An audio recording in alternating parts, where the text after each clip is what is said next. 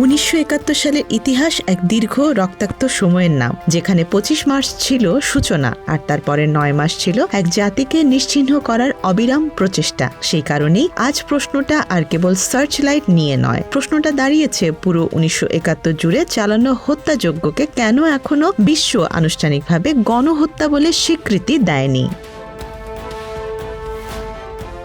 ঢাকা সেই রাতে যখন অপারেশন সার্চ লাইট শুরু হয়, তখন পাকিস্তানি সামরিক বাহিনী শুধুমাত্র একটি বিদ্রোহ দমন করতে নামেনি, তারা একটি জাতির মেরুদণ্ড ভেঙে দিতে চেয়েছিল। বিশ্ববিদ্যালয়ের হল, শিক্ষক কোয়ার্টার, পত্রিকা অফিস, হিন্দু অধ্যুষিত এলাকা সব ছিল তাদের লক্ষ্য। কিন্তু সেই রাতের গুলির শব্দ থেমে যাওয়ার পরও থামেনি অভিযান, বরং সেটি ছড়িয়ে পড়ে গ্রাম থেকে গ্রামে, নদী থেকে জনপদে, শহর থেকে সীমান্তে।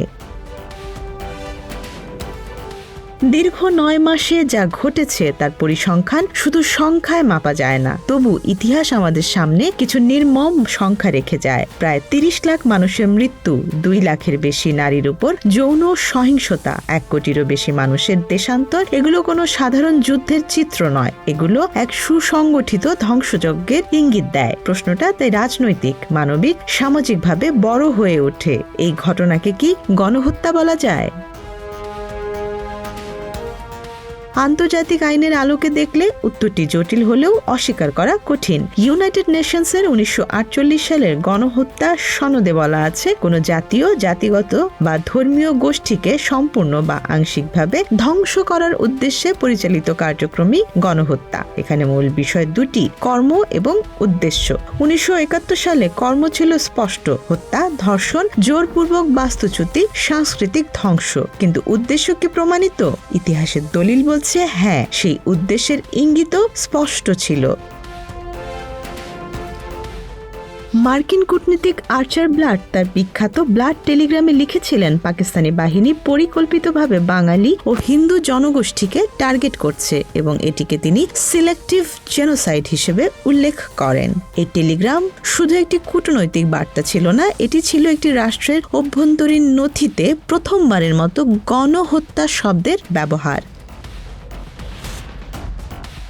একই সময়ে পাকিস্তানি সাংবাদিক অ্যান্থনি মাস্কারেনহাস নিজের জীবন ঝুঁকিতে ফেলে ব্রিটিশ পত্রিকা সানডে টাইমসে প্রকাশ করেন তার ঐতিহাসিক প্রতিবেদন, যার শিরোনামই ছিল জেনোসাইড। তিনি সরাসরি লিখেছিলেন, পাকিস্তানি সেনারা ফাইনাল সলিউশনের মতো পরিকল্পনা নিয়ে বাঙালিদের উপর আক্রমণ চালাচ্ছে। এই দুই ব্যক্তি, একজন কূটনীতিক, একজন সাংবাদিক, ভিন্ন অবস্থান থেকে একই শব্দ ব্যবহার করেছেন। তাহলে গণহত্যা অথবা জেনোসাইড স্বীকৃতিতে সমস্যা কোথায়?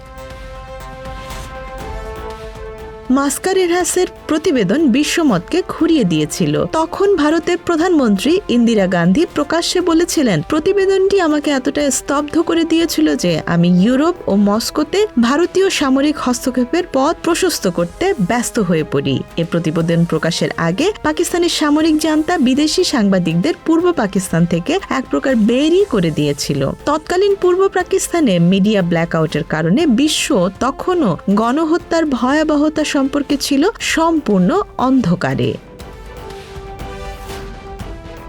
গণহত্যার আরেক প্রত্যক্ষদর্শী ছিলেন লন্ডনের ডেইলি টেলিগ্রাফের সাংবাদিক সাইমন ড্রিং। 25 মার্চ পাকিস্তান সেনাবাহিনী সব বিদেশি সাংবাদিককে হোটেল ইন্টারকন্টিনেন্টাল শেরাটন থেকে তুলে নিয়ে করাচিগামী বিমানে পাঠিয়ে দেয়। কিন্তু সাইমন ড্রিং ও অ্যাসোসিয়েট প্রেসের মাইকেল লরেন্ট পালিয়ে থেকে যান। এরপর 27 মার্চ 2 ঘন্টার জন্য কারফিউ প্রত্যাহার করা হলে তারা শহরে বেরিয়ে পড়েন। সাইমন ড্রিং পরে টেলিগ্রাফে লিখেছেন, tanks crush revolt in Pakistan. তার এই প্রতিবেদন প্রকাশিত হওয়ার পরই বহির্বিশ্ব পাকিস্তানিদের বর্বরতার খবর জেনে যায়। গণহত্যার স্বীকৃতি বিষয়ে সমস্যা শুরু হয় আন্তর্জাতিক রাজনীতির স্তরে। 1971 সালে বিশ্ব ছিল ঠান্ডা যুদ্ধের তীব্র বিভাজনে আটক। পাকিস্তান তখন যুক্তরাষ্ট্রের গুরুত্বপূর্ণ মিত্র, বিশেষ করে চীনের সঙ্গে যোগাযোগ স্থাপনের ক্ষেত্রে একটি কৌশলগত সেতু হিসেবে। ফলে ওয়াশিংটনের জন্য পাকিস্তানের বিরুদ্ধে জেনোসাইড শব্দটি ব্যবহার করা মানে ছিল কূটনৈতিক সম্পর্কের বড় ধাক্কা। এই বাস্তবতায় মানবিক সত্য অনেক সময় রাজনৈতিক হিসাবের কাছে পরাজিত হয়। ইউনাইটেড স্টেটস কংগ্রেস কিংবা আন্তর্জাতিক ফোরামগুলোতে তখন বিষয়টি উঠলেও তা কখনো আনুষ্ঠানিক স্বীকৃতিতে রূপ নেয়নি, বরং ঘটনাকে ইন্টারনাল কনফ্লিক্ট বা অভ্যন্তরীণ সংকট হিসেবে দেখার প্রবণতা তৈরি হয়। স্বাধীনতার পরও এই জটিলতা কাটেনি। বাংলাদেশ তখন একটি সদ্য স্বাধীন যুদ্ধ বিধ্বস্ত দেশ। অর্থনীতি ভেঙে পড়া, অবকাঠামো ধ্বংস, আন্তর্জাতিক লবিং এর সীমাবদ্ধতা সব মিলিয়ে বৈশ্বিক পর্যায়ে শক্তিশালী চাপ তৈরি করার মতো অবস্থানে ছিল না। অন্যদিকে পাকিস্তান আন্তর্জাতিক অঙ্গনে সক্রিয়ভাবে নিজেদের অবস্থান রক্ষা করতে থাকে এবং ঘটনাকে গৃহযুদ্ধ হিসেবে ব্যাখ্যা করতে থাকে। এর সঙ্গে যুক্ত হয় আরেকটি গুরুত্বপূর্ণ দিক, আন্তর্জাতিক আইনের প্রমাণের মানদণ্ড। গণহত্যা স্বীকৃতির জন্য শুধু ব্যাপক হত্যাকাণ্ড প্রমাণ করলেই হয় না, প্রমাণ করতে হয় যে একটি নির্দিষ্ট গোষ্ঠীকে ধ্বংস করার উদ্দেশ্য ছিল। যদিও 1971 সালে হিন্দু সম্প্রদায়কে বিশেষভাবে টার্গেট করা, বুদ্ধিজীবীদের পরিকল্পিতভাবে হত্যা এবং বাঙালি পরিচয়কে ধ্বংসের চেষ্টা, এসব অনেক গবেষকের কাছে সেই উদ্দেশ্যের প্রমাণ হিসেবে বিবেচিত। তবু রাষ্ট্রীয় পর্যায়ে সর্বসম্মত সিদ্ধান্ত তৈরি হয়নি। কিন্তু ইতিহাসের বিচার থেমে থাকে না। বিগত কয়েক দশকে একের পর এক আন্তর্জাতিক সংস্থা 1971 সালের ঘটনাকে গণহত্যা হিসেবে স্বীকৃতি দিয়েছে। গবেষণা, দলিল, প্রত্যক্ষদর্শী সাক্ষ্য সব মিলিয়ে একটি শক্তিশালী ঐতিহাসিক ভিত্তি তৈরি হয়েছে। এত সব দলিল থাকার পরও সবচেয়ে গুরুত্বপূর্ণ স্বীকৃতি ইউনাইটেড নেশনসের আনুষ্ঠানিক ঘোষণা এখনো অধরা। কারণ জাতিসংঘে কোনো সিদ্ধান্ত আসে রাজনৈতিক ঐক্যমতের মাধ্যমে। সেখানে প্রতিটি রাষ্ট্রের নিজস্ব স্বার্থ, কূটনৈতিক সম্পর্ক এবং আঞ্চলিক রাজনীতি প্রভাব ফেলে। 1971-এর স্বীকৃতি মানে শুধু একটি অতীতের ঘটনার স্বীকৃতি নয়, এটি বর্তমানের কূটনৈতিক সমীকরণেও প্রভাব ফেলতে পারে। বাংলাদেশ সাপোর্ট গ্রুপ BASUG বাংলাদেশের মুক্তিযুদ্ধের মূল্যবোধ সমুন্নত রাখার জন্য কাজ করে এমন কয়েকটি প্রবাসী সংগঠনের সক্রিয় সমর্থন নিয়ে জাতিসংঘে 1971 সালে পরিচালিত গণহত্যার স্বীকৃতি প্রদানের দাবি উত্থাপন করেছিল কয়েক বছর আগে। এ বিষয়ে একটি লিখিত প্রস্তাব জাতিসংঘ সাধারণ পরিষদের মানবাধিকার কাউন্সিলের 53তম অধিবেশনে আলোচনার জন্য নির্ধারণ করা হয়। তখন থেকেই আশার আলো আবারও জ্বলতে শুরু করে। জাতিসংঘ ও নীতি নির্ধারক দেশগুলোর শুভবুদ্ধির উদয় ঘটবে। অবশেষে সম্প্রতি অর্থাৎ 20 মার্চ মার্কিন কংগ্রেসে প্রস্তাব তুলেছেন গ্রেগ ল্যান্ডসম্যান। তিনি স্পষ্টভাবে বলেছেন 1971 সালের পাকিস্তানি সামরিক অভিযান জাতিসংঘের সংজ্ঞা অনুযায়ী গণহত্যা। তারই বক্তব্য এবং প্রস্তাব আন্তর্জাতিক আলোচনাকে আবার সামনে নিয়ে এসেছে। প্রস্তাবে বলা হয়েছে 1947 সালের অগাস্টে ভারতে ব্রিটিশ শাসনের অবসান ঘটে। ভারত ও পাকিস্তান নামে দুটি স্বাধীন সার্বভৌম রাষ্ট্র গঠিত হয়েছিল। পাকিস্তানের মধ্যে পশ্চিম পাকিস্তান এবং পূর্ব পাকিস্তান অর্থাৎ বাংলাদেশ অন্তর্ভুক্ত ছিল, যা তারা দেশের সম্পদ ও উন্নত মানের সব প্রচেষ্টা পশ্চিম পাকিস্তানে কেন্দ্রীভূত করেছিল। নথিপত্রে প্রমাণিত হয় যে পশ্চিম পাকিস্তানি কর্মকর্তাদের মধ্যে প্রবল বাঙালি বিদ্বেষ বিদ্যমান ছিল। তারা বাঙালিদের নিচু জাতের মানুষ মনে করতেন।